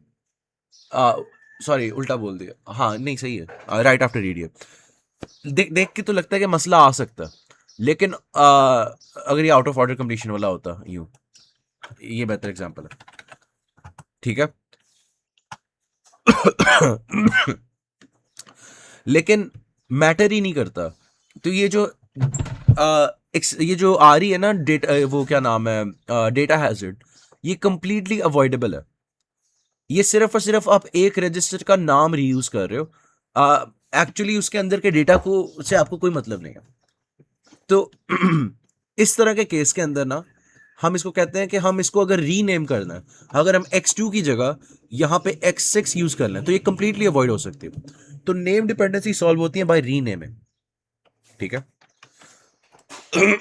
इसी तरह से राइट आफ्टर राइट की भी एग्जांपल है कि अगर ये मर्ल हो रहा है तो ये भी वही आउट ऑफ ऑर्डर कंप्लीशन की वजह से मसला आएगा कि ये ऊपर वाली वैल्यू x1 की सेव कर लेगा, जबकि एक्चुअल कोड की एग्जीक्यूशन में लॉजिकली स्पीकिंग फर्क ही नहीं पड़ता। तो हम इसीलिए x1 की जगह कोई और रजिस्टर यूज कर लेते हैं ताकि कॉन्फ्लिक्ट आए ही ना, ठीक है। तो ये रीनेमिंग होती है। अब इस तरह के और भी मसले हैं, हमें एक्स्ट्रा 9 ऑपरेशंस डालने पड़ जाते हैं, स्टॉल्स डालने पड़ जाते हैं।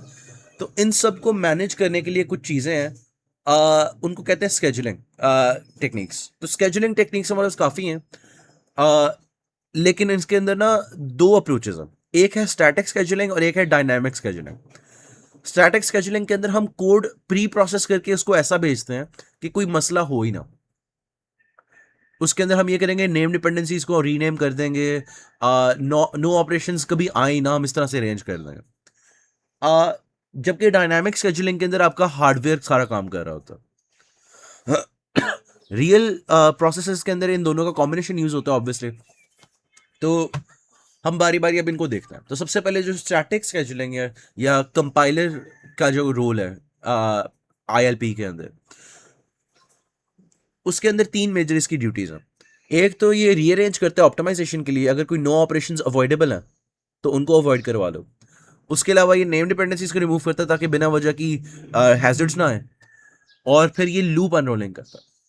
तो रीऑर्डरिंग के अंदर आपको कुछ कंस्ट्रेंट्स दिमाग में रखनी पड़ती हैं। वो ये है कि ब्रांच को आपने दिमाग में रखना, क्योंकि अगर आप ब्रांच के बाद वाली चीज को ब्रांच से पहले ले जाओ तो अब ऑब्वियसली गड़बड़ होगी, क्योंकि जरूरी नहीं है कि वो चीज चलने दे।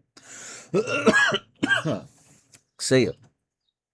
तो हम इसीलिए कहते हैं कि ना एक वॉल सी आ जाती है, ब्रांच ब्रांच एक वॉल की तरह है, जो मल्टीपल ब्लॉक्स ऑफ कोड को सेपरेट कर रही है, और इन ब्लॉक्स को हम बेसिक ब्लॉक्स कहते हैं। तो अब हमने जो भी रीऑर्गेनाइजेशन करनी है ना, वो हम इन बेसिक ब्लॉक्स के अंदर अंदर करेंगे। तो ब्रांचेस एक तरह के बॉर्डर हैं कोड के यूनिट्स के दरमियान। तो अब इस एक्सरसाइज के अंदर इस बुक की उन्होंने कहा हुआ है कि हम इन वैल्यूज के साथ काम करने वाले हैं कि अगर कभी इस तरह का प्रोड्यूसर और इस तरह का कंज्यूमर हो, इतनी लेटेंसी डालेंगे। तो इन प्रजम्पशंस के साथ अगर हम देखें अपने कोड को, इन्होंने कहा हुआ है कि ऐड कंज्यूमर है लोड का। तो उन्होंने यहाँ पे इस टेबल में डिफाइन किया हुआ है कि इंस्ट्रक्शन प्रोड्यूसिंग रिजल्ट अगर फ्लोटिंग पॉइंट ALU ऑपरेशन है जैसे ऐड है, और आपका कंज्यूमर जो है वो स्टोर डबल है, तो आपकी लेटेंसी 2 क्लॉक साइकिल्स की। इस तरह से उन्होंने डिफाइन किया हुआ। और इसी तरह से लोड के बाद ऐड की, अगर हम लेफ्ट साइड पे देखें, ये जो नॉब्स आए मैं बताना चाह रहा हूँ कि स्टॉल क्यों आ रहा है। ये जो है ये स्टॉल क्यों आ रहा है, क्योंकि इन्होंने डिफाइन किया हुआ है कि अगर लोड डबल है और उसके बाद आप उसको कंज्यूम कर रहे हो FP-ALU ऑपरेशन के अंदर, तो आपको कम से कम एक इंटरवीनिंग क्लॉक साइकिल चाहिए। तो इसलिए आपको एक एक्स्ट्रा स्टॉल डालना पड़ा। अब ओरिजिनली आपके पास ऐसे था, लेकिन अगर आप ऐड आई को यहां पीछे को ले जाओ तो फिर आपको ये क्लॉक साइकिल जाया नहीं हो रही। इससे अब बस हमने ये करना है कि जहां पे ये आई की वैल्यू यूज हो रही थी ना, उसको फिर हमें ऑफसेट करना पड़ेगा, सिर्फ इतना। तो इस तरह से हो जाएगा। तो हम अपनी 9 ऑपरेशंस के अंदर ये रीऑर्गेनाइज करके स्टॉल्स कम कर सकते हैं। तो एक ये हमने इंप्रूवमेंट की है रीऑर्डरिंग के साथ। उसके बाद है लूप अनरोलिंग। लूप अनरोलिंग के अंदर हम बेसिकली देखते हैं कि यार ये बार बार जो ऐड और ब्रांच नॉट इक्वल वगैरह का ओवरहेड है, ये इतनी ज्यादा क्लॉक साइकिल्स में बिना वजह जाया करी जा रहा हूँ। अगर मेरे 10,000 बार करना है, मुझे 20,000 क्लॉक साइकिल जाया करूँ जिसके अंदर मैं खाली लूप ही चेक करी जा रहा हूँ। तो उसके लिए एक टेक्निक है लूप अनरोलिंग, उसको ओवरकम करने के लिए। उसके अंदर हम करते ही हैं कि हम वो कॉपी पेस्ट कर देते हैं लूप की बॉडी को मल्टीपल बार, और उसके बाद जाके चेक करते हैं, और हम फिर ऑब्वियसली इंक्रीमेंट भी ज्यादा बढ़ा लेंगे। तो इसके अंदर हमें करना ये पड़ता है कि ऑब्वियसली ये सिर्फ तब काम करेगा अगर आपने जो arbitrary amount of iterations copy paste किए हैं, लेट्स से के आपने किए हैं, इस केस में आपने 4 बार कॉपी पेस्ट किया, तो ये 4 से डिविजिबल होगा तो ये क्लीनली चल पाएगा। तो इसलिए आपको एक एक्स्ट्रा लूप डालना पड़ता है जो रूल फॉर्म में होता है, जो बकाया रिमाइंडर के लिए चल जाए। तो इसके अंदर थोड़ी सी कॉम्प्लिकेशंस आती हैं, लेकिन ये आपको आपकी परफॉर्मेंस बड़ी बचा देता है। तो इसके अंदर इतना कुछ समझाने वाला नहीं है। अब इसी के अगर हमने जो अभी तक सारी चीज़ें देखी हैं, रीनेमिंग वगैरह, क्योंकि रीनेम भी तो हो रहा है ना, इस सारा कुछ मिक्स कर दें तो हम बहुत ज़्यादा इंप्रूवमेंट कर सकते हैं। तो जो ओरिजिनली कोड काफ़ी स्लो चल रहा था, अब हम बेसिकली उसके अंदर पहले 7 साइकिल्स डिक्रीज की थी, उसके डिक्रीज हो रही थी और समथिंग, उसके बाद हमने उसको 6.5 की इम्प्रूवमेंट की, फिर हम 3.5 की फिर से इम्प्रूवमेंट कर रहे हैं। तो ये काफ़ी तेज़ हो जाता है। अब हमने बेसिकली किया ये है कि हमें पता था कि अगर लोड की इंस्ट्रक्शन को कंज्यूम करिए कोई ऐड की इंस्ट्रक्शन, तो आपको एक गैप चाहिए, एक set amount of clock cycles की। यहाँ पे एक थे। इसी तरह अगर आपको एक ऐड इंस्ट्रक्शन की आउटपुट कंज्यूम करनी है एक स्टोर के अंदर, तो आपको 3 इंटरवीनिंग क्लॉक साइकिल्स चाहिए। तो इसको सर्कमवेंट करने के लिए ना, हमने इसी वजह से हमने 4 चूज किया। हमने रैंडमली नहीं चूज किया, हमने इंटरवीनिंग क्लॉक साइकिल्स की बेसिस के ऊपर किया, ताकि अब कोई भी नो ऑपरेशन ना है। ये जो लेफ्ट वाला कोड है ना, इसके अंदर काफी ज्यादा हिडन नो ऑपरेशन होंगे, क्योंकि जब भी एक्चुअली रन होएगा तो बहुत ज्यादा नॉब्स लगेंगे। तो ये एक चीज थी। अब ये था सारा कुछ स्टैटिक या फिर कंपाइलर बेस्ड स्केजुलिंग। आगे एक चीज होती है डायनामिक स्केजुलिंग। डायनामिक स्केजुलिंग में ये होता है कि आपका हार्डवेयर सारी चीजें रीऑर्गेनाइज कर रहा होता है। तो डायनामिक स्केजुलिंग के अंदर जो सबसे पहले पुराना तरीका था वो स्कोर बोर्डिंग था। वो कुछ हैजर्ड डिटेक्शन वगैरह वाला काम कर देता था बेसिक सा, और वो रीऑर्गेनाइज कर देता था कुछ मैथ करके, स्टेट वगैरह मेंटेन करके। लेकिन जो ज़्यादा यूजफुल है ना, वो है रीऑर्डर बफर। स्कोर बोर्डिंग इतना इंपॉर्टेंट नहीं है, वो मेरा ख्याल है कट गया हुआ है, तो उसकी डिटेल्स तो बिल्कुल भी नहीं देखनी। बस पता होना चाहिए बंदे को कि वो क्या करता था और किस कैटेगरी में आता है। तो रीऑर्डर बफर जो है ना, रीऑर्डर बफर ये होता है, आप बेसिकली आप एक्सेप्ट कर लेते हो कि हाँ मुझे पता है कि आउट ऑफ ऑर्डर एग्जीक्यूशन होनी है, और आप उन सब के रिजल्ट्स को ना एक टेम्परेरी सेट ऑफ रजिस्टर्स के साथ स्टोर कर रहे होते हैं।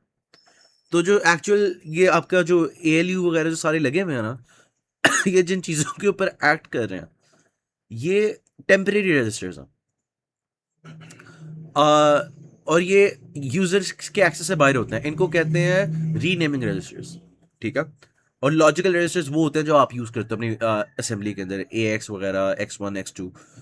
तो ये डिफरेंट सेट ऑफ रजिस्टर्स होते हैं, और कमिट यूनिट के पास बेसिकली ना ये जाते हैं रीऑर्डर होके, रीऑर्डर बफर के थ्रू। तो सारे जो हैं वो आउट ऑफ ऑर्डर कंप्लीट होते हैं, वो रीऑर्डर बफर के अंदर अपने रिजल्ट्स लिखवाते हैं, और फिर वो उनको रीअरेंज करता है, सही ऑर्डर में वापस ले आता है, और उस ऑर्डर के अंदर कमिट करता है एक्चुअल वाले रजिस्टर्स के अंदर।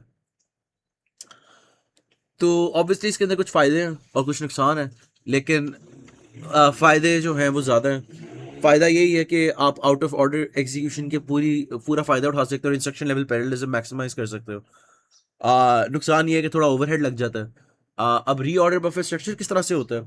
उसके अंदर है कि सबसे पहले डेस्टिनेशन रजिस्टर, रिजल्ट और स्टेटस, बस यही चीज़ों की एक ऑर्डर्ड रो है।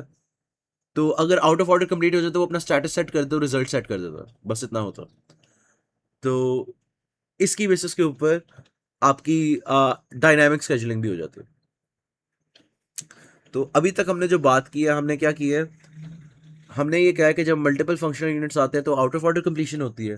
आउट ऑफ ऑर्डर कंप्लीशन की वजह से कुछ मसले ज़्यादा आते हैं, डेटा हैजर्ड्स, जिसकी वजह से हमें स्केजुलिंग करनी पड़ती है। अब स्केजुलिंग जो बेसिक होती है वो रीऑर्गेनाइजेशन होती है, लेकिन उसके अलावा हम और भी कुछ चीज़ें करते हैं इन स्टेप्स के अंदर। हम नेम डिपेंडेंसीज रिमूव कर लेते हैं, हम लूप अनरोलिंग करते हैं ऑप्टिमाइजेशन के लिए। उसके अलावा जो डायनामिक स्केजुलिंग वाली साइड है, उसके अंदर हम रीऑर्डर बफर का इस्तेमाल करते हैं, ताकि अगर कोई मसला होता भी है ना इन टेम्परेरी रजिस्टर्स के ऊपर हो, जो भी रीड आफ्टर राइट हैजर्ड आनी है इसके ऊपर आए, बाद में जाके फिर केयरफुली आप बाद में जाके कमिट करते हो। तो अगर कोई एक्सेप्शन आ भी जाए तो इसके अंदर रिकवरी इजी हो जाती है। अब एक चीज है सिंगल इशू और वाइड इशू प्रोसेसेस। अभी अभी तक हम बात कर रहे थे सिंगल इशू प्रोसेसेस की, जो एक फेच कर रहे हैं, फिर उसके बाद अगली क्रॉस साइकिल में डिकोड कर रहे हैं, फिर वो इशू कर रहे हैं कि यार अब इसको एग्जीक्यूट कर दो। अब होता ये है कि वाइड इशू जो प्रोसेसर्स है ना, उसके अंदर मल्टीपल फेच और डिकोड यूनिट्स लगे होते हैं और वो किसी ऑफसेट के साथ ना डिफरेंट इंस्ट्रक्शंस को पैरेलल में डिकोड करके पैरेलल में इशू करते हैं। तो इससे आप पाइपलाइन वो इंस्ट्रक्शन लेवल पैरेललिज्म का मजीद फायदा उठा सकते हो, लेकिन इसके अंदर फिर कुछ कॉम्प्लिकेशंस भी ज़्यादा आ जाते हैं। तो वाइड इशू आर्किटेक्चर का जो सबसे फेमस एग्जांपल है वो है वेरी लॉन्ग इंस्ट्रक्शन वर्ड, जिसको एक स्टैटिक वाइड इशू आर्किटेक्चर कहा जाता है। क्योंकि इसके अंदर बेसिकली ये है कि हमने कुछ चीज़ें फिक्स कर दी। हमें पता है कि हमारे पास फंक्शनल यूनिट्स जितने हैं ना, हमने उन सब के लिए इंस्ट्रक्शंस के लिए अपनी एक लार्जर इंस्ट्रक्शन है, इसके अंदर सब इंस्ट्रक्शंस हैं। वो सब इंस्ट्रक्शंस हैं कि इस यूनिट को इस वक्त क्या कर रहा होना चाहिए। अब इसके अंदर भी ना हम थोड़ा सा वो जिस तरह से क्लॉकिंग के अंदर होता था ना कि स्लोएस्ट इंस्ट्रक्शन के लिहाज से हम करते थे डिसाइड कि टोटल टाइम कितना होगा। तो very long instruction word architecture के अंदर भी ना जो आपका स्लोएस्ट यूनिट होता है ना, उसकी बेसिस के ऊपर आपको ये अपनी लार्जर इंस्ट्रक्शंस के लिए वेट कराना पड़ता है। तो अगर आपके पास कोई ऐसा कोड है जो जो कोई बस 8 इंस्ट्रक्शंस उसने सीरियली एग्जीक्यूट करनी है इंटीजर, तो आपको 8 मल्टीप्लाइड बाय 4 क्लॉक साइकिल्स लगेंगे इसके लिए, क्योंकि 4 क्लॉक साइकिल्स आपकी यहाँ पे लग रही हैं फ्लोटिंग पॉइंट ऑपरेशंस के लिए। अब फ्लोटिंग ऑपरेशंस 9 हुए हैं क्योंकि आप वो यूज़ नहीं कर रहे, लेकिन फिर भी वेरी लॉन्ग इंस्ट्रक्शन वर्ड के अंदर वो अलाइनमेंट के लिए आपको करना पड़ता है। तो ये मल्टी इशू हो गया, वाइड इशू हो गया, एक ही बात है। और सिंगल इशू के बीच में फ़र्क हो गया। तो ज़्यादातर जो होते हैं वो सिंगल इशू होते हैं, लेकिन वाइड इशू भी एग्जिस्ट करते हैं। वो जीपीयूज़ के अंदर थोड़े एडिट होके इसी तरह का कुछ हुआ होता है, ताकि वो ज़्यादा पैरेललिज्म यूज़ कर सकें। अब उसके बाद है super scalar architecture. Super scalar architecture बस ये होता है कि आपका इंस्ट्रक्शन पर काउंट ग्रेटर देन 1 हो गया। मतलब अगर आप एक क्लॉक साइकिल में मल्टीपल इंस्ट्रक्शंस कंप्लीट कर रहे हो ना, तो आप कह सकते हो कि ये सुपर स्केलर आर्किटेक्चर है।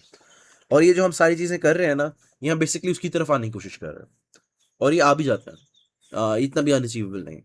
तो अब बेसिकली हम तो इतनी देर का सिस्क पढ़ रहे हैं यार, लेकिन मेरा तो प्रोसेसर रिस्क वाला है ना।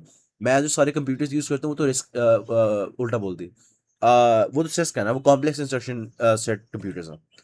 तो एक्चुअली एक मज़े की चीज़ ये है कि रिस्क की पॉपुलैरिटी के साथ साथ ना सिस्क ने भी ना थोड़ा सा अडेप्ट किया। सिस्क ने ना अपने सारे कॉम्प्लेक्स इंस्ट्रक्शंस को डीकम्पोज कर लिया इनटू स्मॉलर माइक्रो ऑपरेशंस, जो कि आप रिलेट कर सकते हो रिस्क की एक इंस्ट्रक्शन के साथ। और सारी जो कॉम्प्लेक्स इंस्ट्रक्शंस हैं जो वेरिएबल क्लॉक साइकिल्स वगैरह ले रही हैं, वो बेसिकली एक स्ट्रिंग ऑफ माइक्रो ऑपरेशन था। अब इससे फ़ायदा ये होता है कि सिस्क के अंदर वो आपके पास बैकवर्ड्स कंपैटिबिलिटी आ जाती है, कोड साइज छोटा हो जाता है, और साथ साथ अब आप पाइपलाइनिंग भी उतनी ही अच्छी तरह से इस्तेमाल कर सकते हो जितनी रिस्क करता है। तो ये आपका जो इंटेल का जो भी लगा हुआ है आपका प्रोसेसर या AMD का लगा हुआ है, वो इस वक्त ये चीज़ें कर रहा है। और यहाँ पे हमारा सिलेबस ख़त्म हो जाता है कंप्यूटर आर्किटेक्चर का।